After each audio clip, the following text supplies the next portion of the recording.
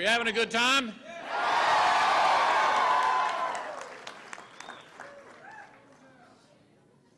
On a night like tonight, you're grateful above all else.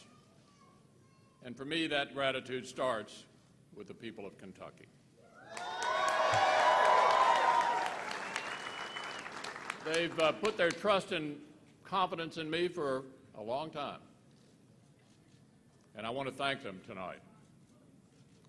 I work hard to bring your concerns to Washington, and I will not let up.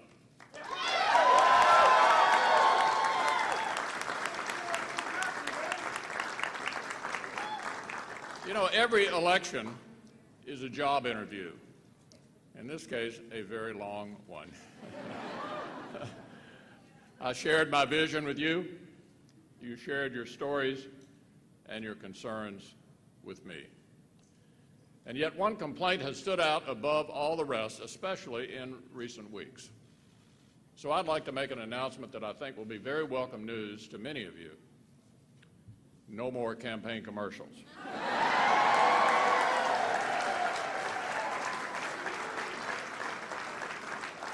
The TV executives may not like it, but enough is enough, right?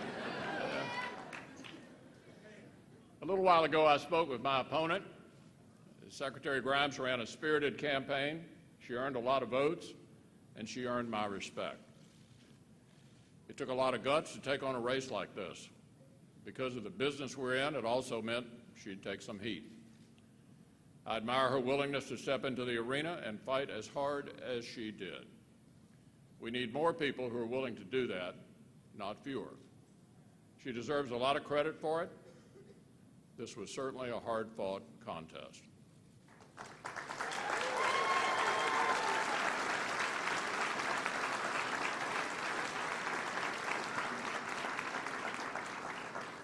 And I've been so proud to have my wife beside me every step of the way.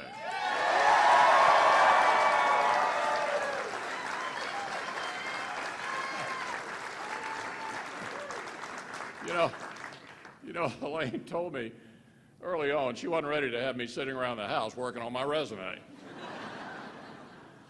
And she's gone above and beyond to prevent that. She's been the most valuable player on our team, and I'm so blessed to have her in my life and by my side.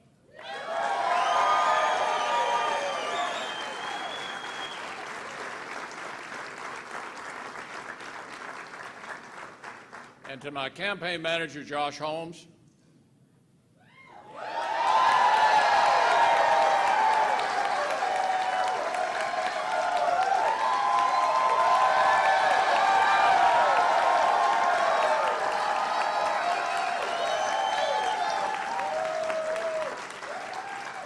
my friends, he pitched a perfect game. Thank you, Josh.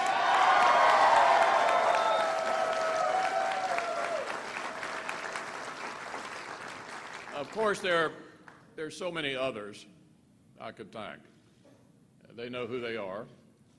Thank you, every one of you, for giving so much of yourselves to this race. Nobody's been blessed with a better team than I have had over the years, and I want to thank them all. My thoughts also turn back tonight to two other people who aren't here, but to whom I owe a great deal. My parents. I learned a lot from them both. From my dad, a combat veteran of World War II, I learned an abiding love of this country and all that it represents, not only to those of us who were fortunate enough to be born here, but to so many others around the world. From my mom, I learned the value of perseverance and got an enduring lesson as she helped me overcome a frightening bout with polio as a child. In many ways, my folks were just like any other parents of their generation. They were optimists. They believed in America. Without a trace of cynicism, they transmitted the central promise of this country on to me, the promise that every generation will leave the next one a little better off than the one before. This is the compact that every generation of Americans has made with the one that followed it. And through civil war and depressions and world wars and strife, we've always made good on it. But as I've traveled through Kentucky over the past year, I've sensed new doubts. Suddenly, folks aren't so sure that that compact will survive if we continue down the road that we've been on. They're hungry for new leadership. They want a reason to be hopeful. Above all, they want some reassurance that people who run the government are actually on their side.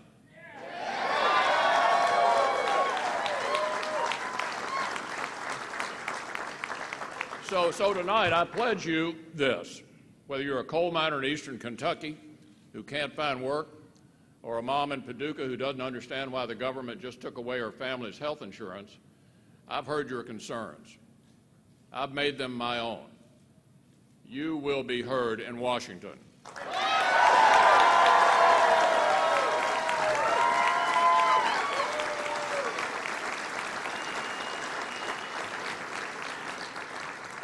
And look, when you get right down to it, that's what this campaign was really all about. It wasn't about me or my opponent. It was about a government that people no longer trust to carry out its most basic duties, to keep them safe, to protect the border, to provide dignified and quality care for our veterans. A government that can't be trusted to do the basic things because it's too busy focusing on things it shouldn't be focused on at all.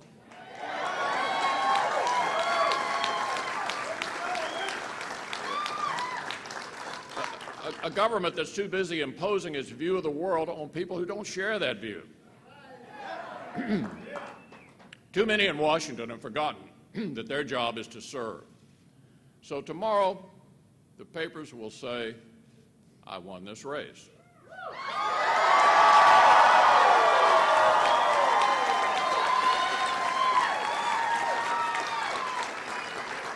But the truth is, tonight we begin another one that's far more important than mine. And that's the race to turn this country around.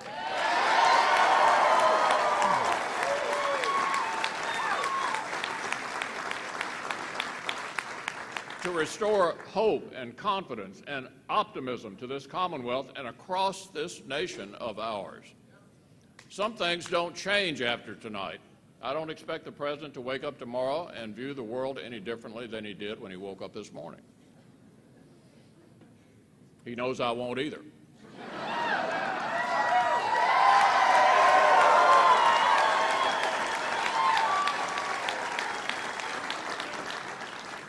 But look, we do have an obligation to work together on issues where we can agree. I think we have a duty to do that.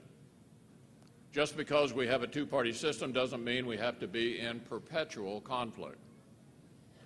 I think I've shown that to be true at critical times in the past.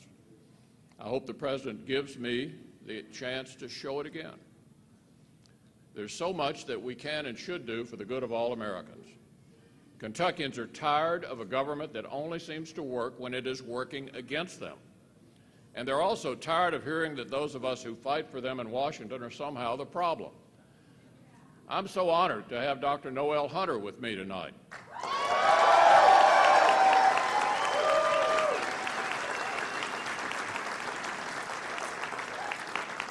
You've all gotten an opportunity to get to know her. What an extraordinary woman. Dr. Hunter was determined to get her daughter back. Against all odds, she did it. She did it. And when all was said and done, she achieved something else that a lot of people said was even more remarkable. She made me seem more warm and cuddly.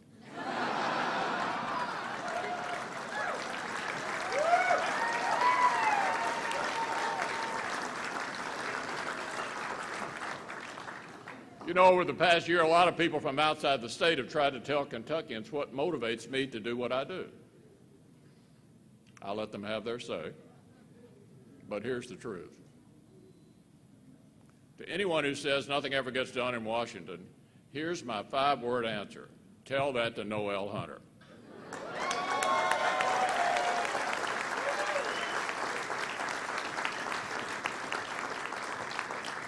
This woman is the reason I run. She's the reason I do what I do in Washington. We can make a difference, and we do every single day.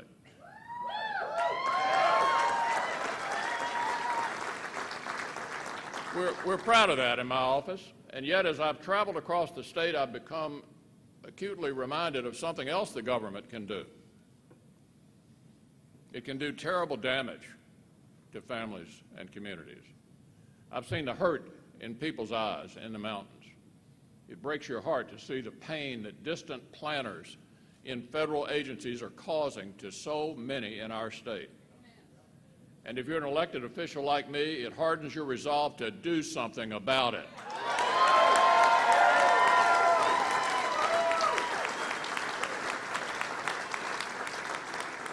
For too long, this administration has tried to tell the American people what's good for them and then blame somebody else when their policies didn't work out.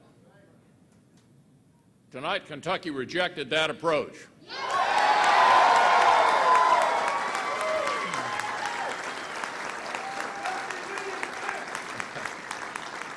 Tonight, Kentuckians said we can do better as a nation.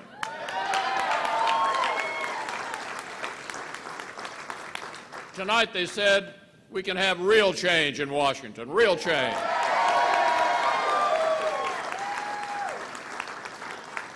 And that's just what I intend to deliver.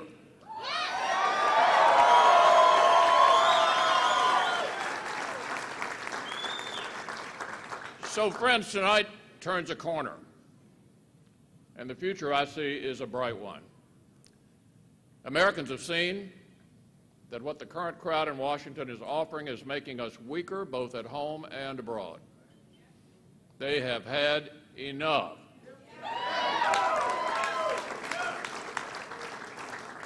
You know, there's an old saying that's often attributed to Winston Churchill that I'm reminded of. Here's what he said about us, about Americans. He said, you know, the Americans, they always do the right thing after they've tried everything else first. Friends, this experiment in big government has lasted long enough.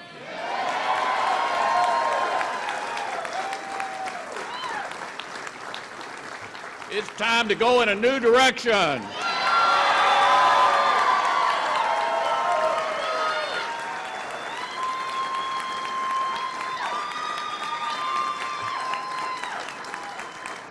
It's time to turn this country around.